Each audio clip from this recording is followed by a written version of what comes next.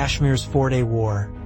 The $2.3 trillion lab experiment 99% missed the perspective 99% of people are missing. While the world watched India and Pakistan exchange missiles over Kashmir in May 2025, focusing on the immediate casualties and diplomatic tensions, they completely missed the most significant development, the first live-fire test of the new China-US Proxy War Architecture. What appeared to be another flare-up in the decades-old Kashmir dispute was actually a carefully orchestrated $2.3 trillion weapons laboratory that rewrote the rules of modern warfare. The 4-day conflict from May 7-10, 202512 wasn't just about the Pahalgam terrorist attack that killed 26 tourists on April 22-34.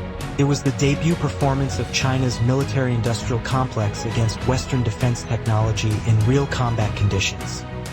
A live experiment that generated more strategic intelligence than a decade of war games. What no one dares to acknowledge: the silent architect's China. The puppet master behind the curtain hears what 99% of analysts missed. China didn't just support Pakistan during the conflict. Beijing orchestrated a sophisticated intelligence operation that transformed Pakistani forces into real-time beta testers for Chinese military technology 56. Lieutenant General Rahul Singh revealed that China provided all possible support to Pakistan, noting that 81% of Pakistan's military equipment now comes from Chinese sources. 5. But this statistic understates the true revolution. China didn't just sell weapons. It created an integrated command and control system that turned the Pakistan military into an extension of the People's Liberation Army. The most startling revelation: China helped Pakistan move satellites and recalibrate air defense systems before Pakistani forces shot down Indian Aircraft 6.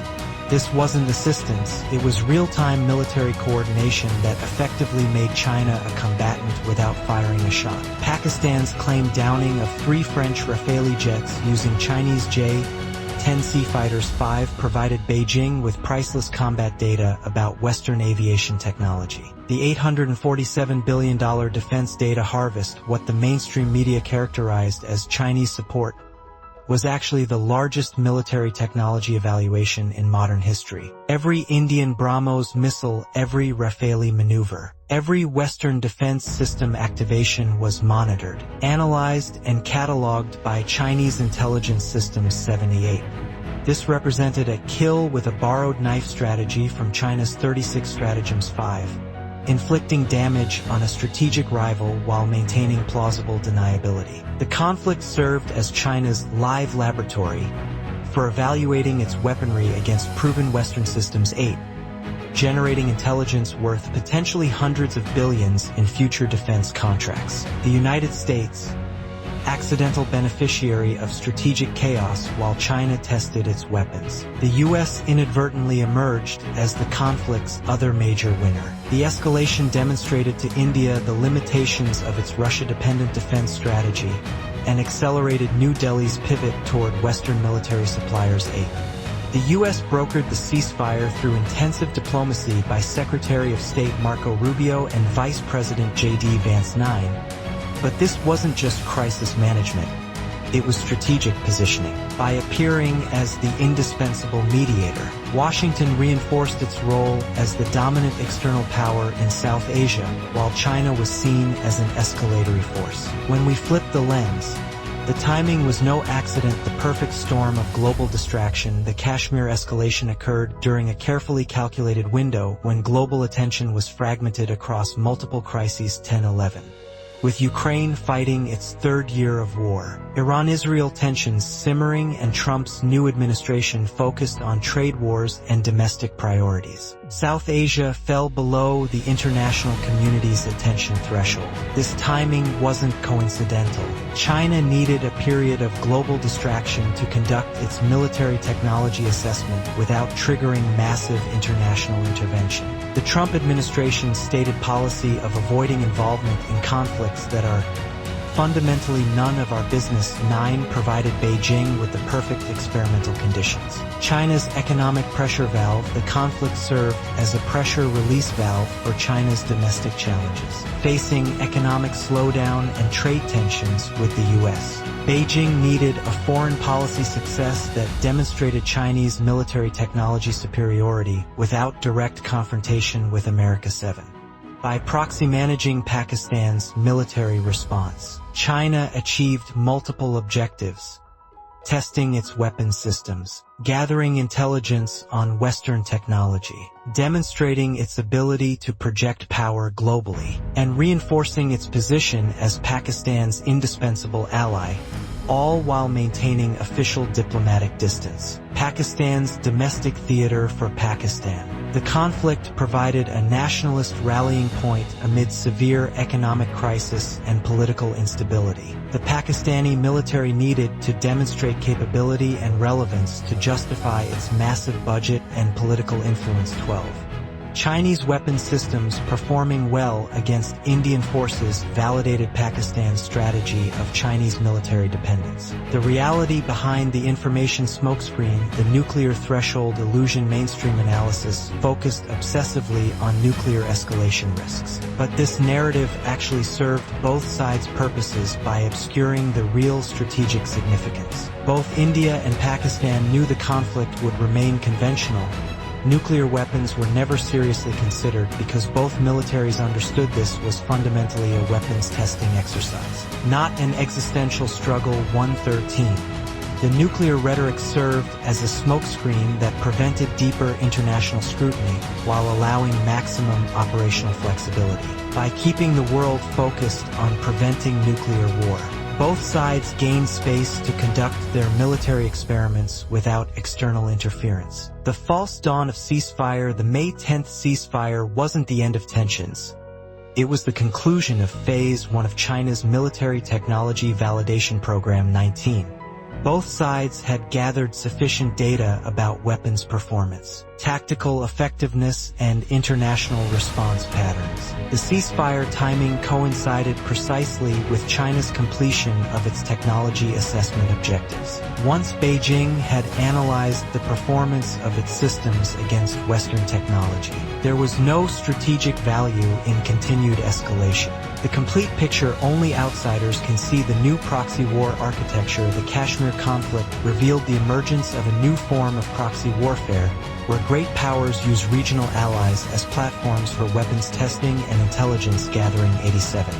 This represents a fundamental shift from Cold War proxy conflicts, which were primarily about geopolitical influence, to today's technology-focused proxy engagements. China's integration with Pakistan's military systems creates a new model where smaller nations become extensions of great power military capabilities. This military vassalization allows powers like China to project force globally without direct confrontation with rivals like the US. The intelligence revolution. Hidden in plain sight, the conflict generated more actionable military intelligence than years of peacetime exercises. China now possesses detailed performance data on Western air defense systems under combat stress, Indian electronic warfare capabilities, NATO standard communication systems, in South Asian conditions, real-time decision-making processes of Western-trained military officers, effectiveness of U.S.-supplied intelligence platforms. 56. This intelligence trove will influence Chinese military planning for potential Taiwan scenarios, South China Sea confrontations, and broader competition with the U.S. and its allies. Predictions that 99% will miss the imminent arms race acceleration based on historical patterns of post-conflict weapons procurement. Both India and Pakistan will dramatically increase defense spending over the next 24 months. India, having witnessed the effectiveness of Chinese weapons systems, will accelerate its diversification away from Russian suppliers toward Western alternatives. 148. This will trigger a $200+ billion regional arms race as both sides seek to address revealed vulnerabilities. The winners: American defense contractors, Lockheed Martin, Raytheon General Dynamics, and European suppliers, Dassault. BAE Systems fails. who will benefit from India's technology upgrade requirements. The China-Pakistan military merger acceleration. By 2027, Pakistan's military will become functionally integrated with Chinese command structures. The success of Chinese systems in the Kashmir conflict will justify deeper military dependence, leading to Chinese military advisors embedded within Pakistani command structures and joint Chinese-Pakistani military facilities. This integration will effectively give China a permanent military presence on India's western border, fundamentally altering South Asian strategic balance and creating a de facto Chinese military base system extending from the South China Sea to the Arabian Sea. The coming technology transfer restrictions, the conflict's revelation of China's intelligence gathering capabilities through weapon systems will trigger massive Western restrictions on technology transfers to countries with significant Chinese military ties.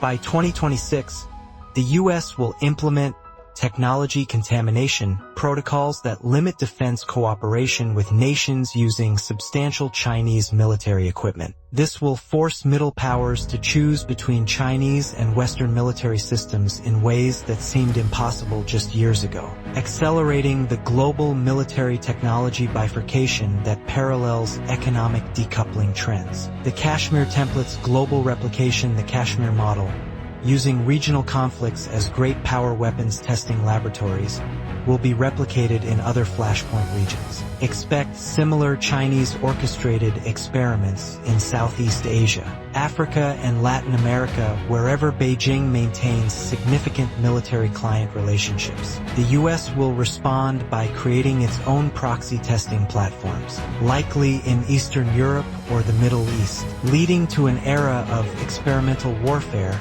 where regional conflicts become great power technology validation exercises. The 50-year perspective, what history will record. Viewed from 2075, the 2025 Kashmir conflict will be remembered not as another India-Pakistan dispute, but as the moment great power competition shifted from economic and diplomatic domains into active military technology competition through proxy forces. 1516.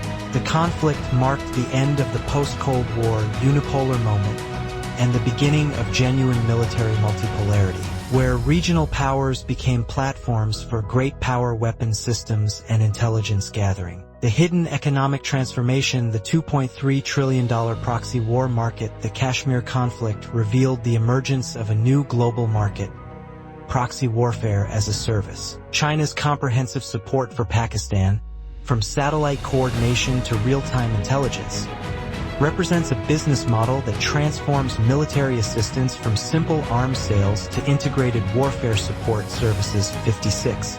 This model will generate a global market estimated at $2.3 trillion over the next decade as great powers compete to provide comprehensive military support packages to client states. The market includes not just weapons, but command systems, intelligence platforms, satellite access, electronic warfare capabilities, and real-time tactical support. The defense industry paradigm shift. Traditional defense contractors focused on selling individual systems, aircraft, missiles, radar units. The Kashmir conflict demonstrated the superiority of integrated military ecosystems where all components are designed to work together under centralized command. 68.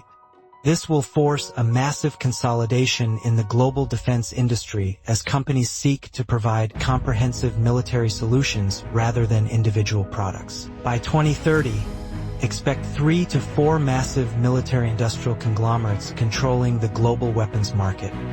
1 American, 1 Chinese, 1 European, and possibly 1 Russian. The ultimate reverse truth. While the world debated whether India or Pakistan won the 4-day Kashmir conflict, the real victors were sitting thousands of miles away in Beijing and Washington, analyzing terabytes of combat data that will shape military competition for the next generation. 58. The 26 tourists killed in Pahalgam 3 weren't just victims of terrorism. They were the first casualties of a new form of warfare where regional conflicts become global laboratories for great power military competition. Their deaths triggered a chain of events that fundamentally altered the architecture of international conflict. transforming local disputes into proxy experiments for global military dominance. The Kashmir conflict of 2025 wasn't the last crisis of the old world order. It was the first battle of the new one. And in this new order, the winners aren't the ones who fight, but the ones who watch, learn, and prepare for the next experiment. If this analysis proves correct, we'll witness the emergence of laboratory conflicts across at least 3 additional regional flashpoints within the next 18 months. As great powers compete to validate military technologies through proxy engagements that local populations believe are about their own national interests, the age of localized conflicts is over. Welcome to the era of globally orchestrated military experiments disguised as regional disputes.